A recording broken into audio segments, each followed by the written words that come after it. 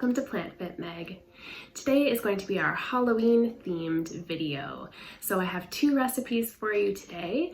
One is a crispy baked tofu with black rice, getting it on the black and orange theme for Halloween, and a jack-o'-lantern cookie recipe that is super healthful and equally delicious, made with sweet potato, carrots, oats, lots of the yummy stuff. Both recipes are whole food plant-based, oil-free, vegan of course, and the cookies are also refined sugar-free. At the end of the video, I'll also show you a couple of things that you can do with cookie cutters that are not cookies. So I'm gonna go ahead and rinse my black rice.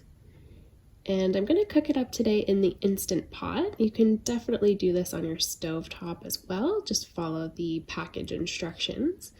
But I'm gonna go ahead and use my Instant Pot today. I love the Instant Pot because I can just set it and forget it until it beeps. So I've just put my rinsed black rice and water in the Instant Pot. I'm gonna go ahead and put the lid on here and make sure that the valve is set to sealing. That's really important so that the Instant Pot comes up to pressure.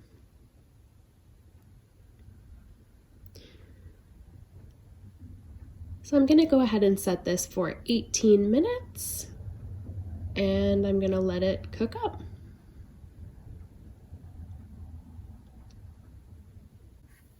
So now I'm going ahead with the crispy baked tofu. So I've chopped up my tofu into bite-sized pieces here and put it in a bowl. I'm adding cornstarch, nutritional yeast, and I'm going to go ahead and mix that thoroughly so that it's fully coated.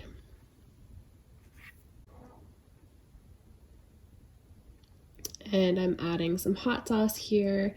Today I used the Well Your World Sriracha chili sauce. We absolutely love the Well Your World Sriracha. All the Well Your World sauces are SOS free, which is also an added bonus.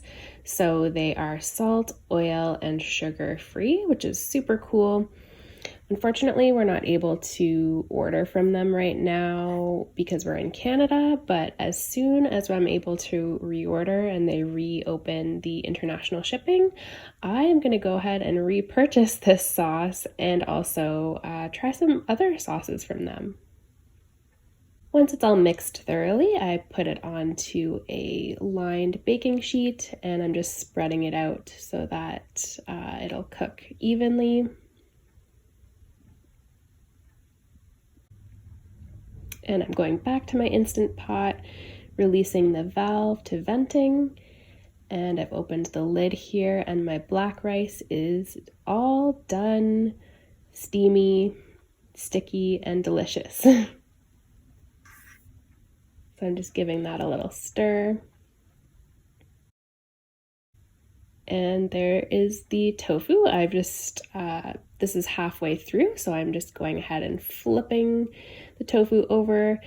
I think you might be able to tell that it is quite crispy, which is really yummy. We love a good crispy tofu. So I'm just going through and flipping the pieces. And I'm gonna go ahead and make a salad for mine. So I'm putting some kale on a plate here. I've also steamed some vegetables in the meantime, so I've gone ahead and steamed some mixed veggies, some peas, carrots, corn, and bean.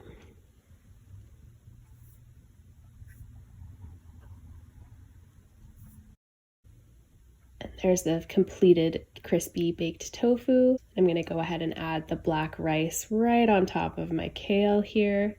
You can always serve it on the side if you prefer, but I like to just have everything sort of all in a pile all together.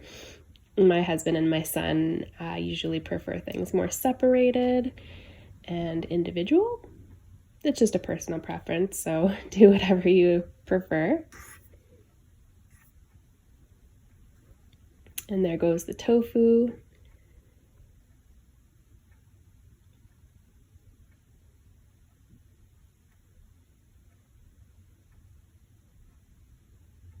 I love how the black rice with the orange tofu is so Halloween-y and festive with the greenery underneath. It looks really cool and it's absolutely delicious. To make it even more festive and even more delicious, I'm gonna add some more Well Your World sriracha on top. And so that's my finished salad. I did put some peas and carrots on top as well.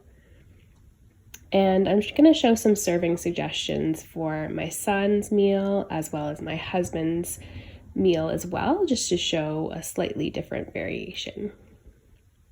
So these are the ingredients for the jack-o'-lantern cookies. Super fun, super simple recipe. So I've already cooked and peeled a sweet potato, and I'm putting half of the sweet potato into a large bowl, and I'm going to go ahead and mash that up. So go ahead and mash it. It doesn't have to be perfect and super smooth, but just give it a good little mash. Once I'm done mashing, I'm going to add my finely grated carrot. I just used the smallest setting on I call it a potato grater, cheese grater, box grater, whatever you want to call it. And I've added in 2 cups of oats, some date syrup, some ground flaxseed, cinnamon, baking powder,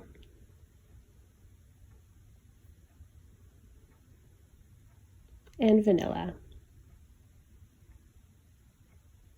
So I'm going to go ahead and mix that up.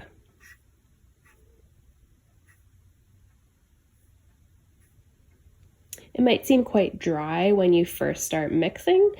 Don't be alarmed. The more that you continue to mix the mixture, it'll come together, and as you can see here, it forms sort of a doughy texture. So go ahead and continue mixing until the oats are really well incorporated. If the oats are coming away from the mixture, I would say mix a little bit more until the oats are sticking to the sweet potato and carrots. I like to use an ice cream scoop to scoop out the mixture. I just find it easier. It keeps the size a bit more consistent.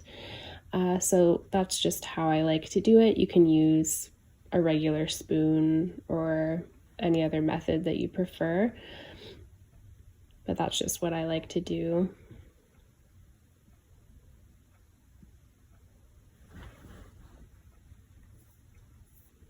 So I'll just speed through here and show you what it looks like when all of the cookies are down on the sheet.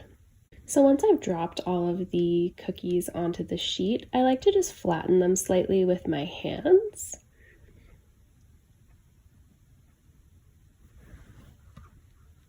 You could also flatten them with the back of a fork that you just dampen in a little bit of water and press the fork slightly into the cookies.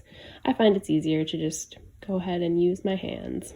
So I had some technical difficulties here with putting the date stems and raisins on. So all I did was I took dates and I chopped them lengthwise into about 4 pieces per date. And then I just put the date stem in the top of the cookie and just tried to mush it together so that it would hold the stem. And then I just gently pressed the raisins into the cookies as well to make the jack-o'-lantern faces. And my husband helped me with these. They were pretty fun to do. And I'm sure my kiddo will love to make them with us in the future as well. You can also definitely make these cookies without the little raisin faces and the little date pumpkin stems. I've made them both ways. They're equally delicious either way. The raisins and dates do add a little bit of extra sweetness, and they're super fun for the kiddos and super fun for Halloween. But you can definitely omit those ingredients, and they're just as delicious without them. Oh, I want to try one. What are they? Happy face cookies. They're cookies with faces on them. Are they Halloween cookies? I think. And I wonder what these are. What are those? So those are the pumpkin stems. They're pumpkins with faces? Yeah. But why they're happy sometimes. Can we eat the stems for them? Yeah. Wow. Can Do you want to try one? I'm going to try this one.